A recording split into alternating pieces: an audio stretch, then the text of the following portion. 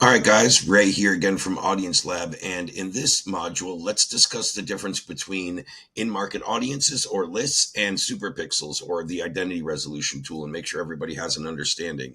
Now, number one, this pitch deck I'm going to be going through and using as a visual, just so you guys know, anybody who has had their one on one THO call with me, this document would have been given to you in the email that followed that call. If you've attended any of my DaaS sales workshops, I give this out on every call.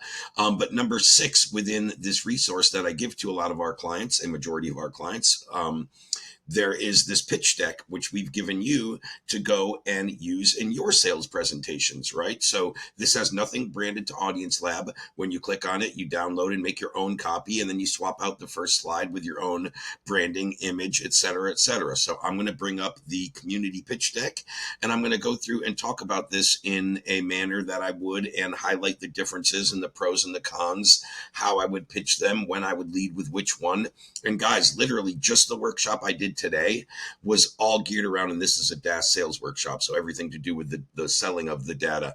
I only focused on audiences and super pixels, and I went through everything in terms of these four areas primarily: how to discuss this and raise intrigue and curiosity when you're on calls with prospects, how to package this, meaning what am I actually offering and what am I leading with, how to pitch it, and how to price it, right? So I will link that full workshop in the description because I'm not going to have the time to go as in depth here in this short tutorial, and I'm trying to keep it short for a very specific reason because you guys have a lot of material to go through, and I know there's a lot of stuff, right? But if you want the more expansive version, I will link in with this module, or on this page where you're watching this, the link to the full workshop where I covered that all in depth.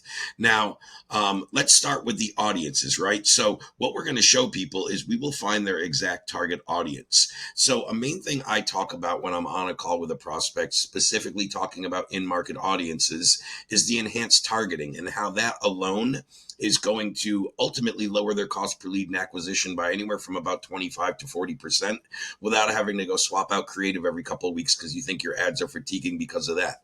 Odds are they're not. They're more fatiguing because of your targeting and your audience and the limitations. For instance, a good conversation that I have with a lot of people is, hey, Bob, so you are currently going into Facebook and running your ads, and because you're not using a platform like mine, an in-market, first-party, intent-driven data source, you have to do one of two options when you go into Facebook. Number one, you tick the box that says, let Facebook find my ideal audience, or number two, you go into Facebook and use their native in-platform targeting parameters, which now in Facebook, they're down to 5, right? In the older days, we could target by race, income, gender, zip code, yada, yada, yada. Now you only have 5 areas to choose from. Most business owners realize that that's not very good targeting, and it's very, very broad, and you can't get very granular that way. So they go in and tick the box that says, let Facebook find my ideal audience. Now, what most business owners don't know is when that's happening, Facebook is doing this, especially with new campaigns, new ad sets, and new offers. But a little bit all the time, but especially with new campaigns and new ad sets, which a lot of business owners run, right? You're going to go run, let's say, 2,000 in ad spend, and you're going to think that's all going into advertising when Facebook is taking somewhere between 15 and 25% of that, in some cases more early on, and putting that in what's called a testing phase, which means two things for you as a business owner and an advertiser. Number one, not all of your 2,000 is actually going to advertising. It's probably more like 14 or 1,600. And the rest of that is going into a testing phase. Well, Facebook's trying to figure it out and find your ideal audience, which means you're going to be getting lower quality and quantity of leads. Whereas we can go into my platform where I'm tracking over 280 million users, up to 1.9 trillion behaviors daily, and up to 60 billion URLs. And I can build you a pre-existing in-market intent-based winning audience that we can just loop right into your ad manager account, run your creative right to them, totally eliminate or circumvent Facebook's, pardon my French, kind of crappy targeting parameters, and deliver you much lower cost per lead and acquisition by the enhanced targeting. What do I mean by a pre-existing winning in-market intent-driven audience? I can build you an audience from my super graph that is so much more targeted than you can get in Facebook. It's going to ultimately lower your costs almost immediately, and very, very quickly, you're going to see more profitability in your ad campaigns. How does that happen? we kind of layer the audiences by 3 layers, I would say. Number one is in market. So let's just say your company, you're spending 2K a month on ads and you do HVAC installation. Okay, so now we're going to find pre-made, pre-existing audiences within our platform and our database for anybody in that HVAC market and searching. Second, we might have kind of a big general audience now, right? From this first in market. So now, second, we layer that with intent. So now only people within that in market audience that have searched these certain keywords, HVAC installation or replacement or repair or whatever the top keyword 2 or 3 that are searched when they're actually looking for your product or service. So now we have everybody in that market. Then we just isolate the intent based people, people who have typed these certain keywords or phrases in the last however long you want to go back, let's say 30 days here. And then lastly, we can extrapolate up to 200 parameters. So where Facebook only gives you 5 things, we can extrapolate and get name, email, phone number, income, race, gender, zip code, VIN number of the vehicle they're driving, whether they rent or own, credit score, and on and on and on. So we're making sure we're only getting your ideal clients, and we can target them much more directly based on the ideal client avatar that as a business owner, right? So that's what we have the ability to do. Go in my platform, my super graph of my database with over 280 million users, 1.9 trillion behaviors, and 60 billion URLs, and build you an in-market pre-existing winning audience to loop right into your ad manager, your email autoresponder, your CRM for outreach, to deliver better results than you're going to get off of any Facebook ad or Google ad.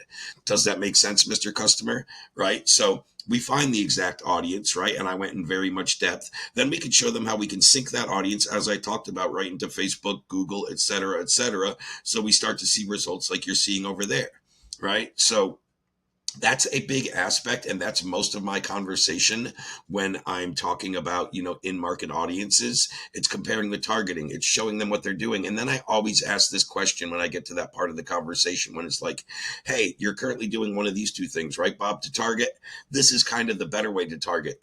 Does that make sense? And then at the end also, so Bob, for your next ad campaign, what's a better way for you to do your targeting, the way you have been doing it or the way I just kind of showed you? And then I sit back and shut up, right? And it's very hard for them to say, hey, Ray, we kind of want to do it the old way that was more expensive and not as effective as the way you just showed us. Most people aren't going to say that to you, right? So it's just leading with value, showing them exactly what you provide, how it differs from what they're currently doing, and then ask them which one's better for your business going forward. Is it a priority right now to get your cost per lead and acquisition down so you ultimately get more profitability out of your campaigns?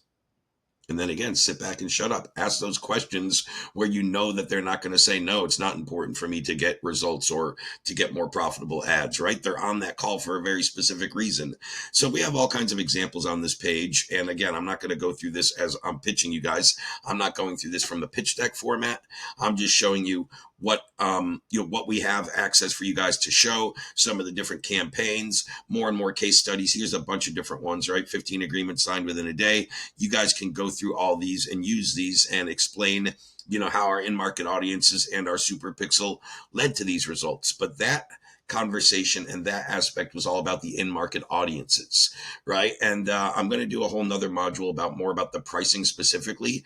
Here I'm just kind of giving you the difference and how I would talk about these and where I would lead with them. So I'm going to go into that next. Again, in market audiences, I want to lead with more for people that I know are spending good money on ad spend, that they're currently, they currently have a pain point when it comes to ad profitability, cost per lead, cost per acquisition. They think the answer is always swapping out creative, when I can show them that they don't have to swap out creative near as often when we target and give them a higher quality audience and a broader audience of their ideal marketplace, right? So it's always those kind of conversations. Now, where I might lead with identity resolution, and I'll dive into this a bit more, but it's a pretty good segue, is when I know that they have more web traffic, and that's not always necessarily contingent or directly correlated to ad spend. Could be people that come from affiliates, referrals, could be organic traffic, could be SEO, could be Google My Business, could be all kinds of things outside of paid ads that they're driving traffic. If they're driving paid traffic and they have if they're running paid ads to drive traffic and they're getting significant traffic, I'm going to combine the two and I'm going to tell them how they're both going to benefit them. But for sake of this conversation, I'm just kind of showing the difference between in-market audiences or lists, and the super pixel, the identity resolution tool. Now, this is more about getting website traffic visitors resolved. So a very quick understanding of this is, hey, Bob, you currently get 10,000 visitors to your website. You told me your website converts at about 5%. So that means you have 9,500 bounce visitors, or what we would call anonymous traffic per month. So Bob, if somebody doesn't opt in, those outside of those 500 people that do convert, is there anything you know about your website visitors, who's visiting your site, their name, email, anything about them? Well, right now, if they didn't opt in or they're not somebody that converted, they obviously didn't give me their information. I have no clue who's visiting my website. Totally. And that's kind of the old way of doing business, Bob. There's some new technology out there called identity resolution. My tool specifically is called a super pixel. And what this is this is just one piece of code I slap right onto the existing header of your website or landing page that's getting that traffic. And then my pixel is going to start firing, and it's going to resolve the identity of your bounce visitors, the people that don't opt in. What does that mean, a resolved identity? We're going to get you their first and last name, their primary SMS number, their email, and their hash profile, which is called their advertising profile, so we can loop them into retargeting ads. Now, my pixel is going to resolve identities to the tune of about 30 to 60%. So in your case, we said we have about 9,500 bounce visitors. Let's say my pixel picks up only 30% and operates at about worst case scenario.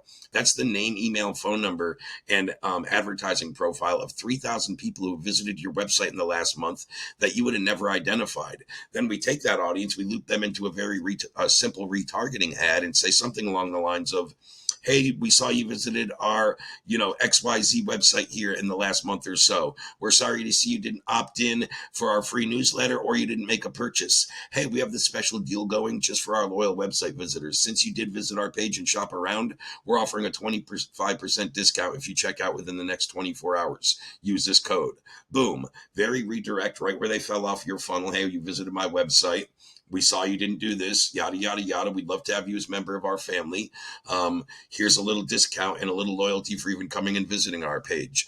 That's usually going to convert at least at the same that the cold traffic at their website's converting. And I'll go through that in a bit more. I don't want to lose people, but that's what we do. We resolve the identity of their bounce visitors. We then loop them in very direct retargeting ads, retargeting emails, retargeting SMS, a combination of the three, right? You hit them in a retargeting ad, and then you get an email the next day. Hey, not sure if you saw the ad that hit my feed, but we noticed you took the time to come and visit our website. We just wanted to reward you with a little discount, yada, yada, yada, right? Just reiterate the same message and let them know that you're kind of omnipresent. You can hit them on multiple channels. That actually excites business owners and makes them more apt to want to hear about your solution because they want to know how they can hit their customers in the same capacity, right? So it's a very, very good tool to use in that manner. So if I see significant web traffic, I like to say consistent, significant traffic to a website.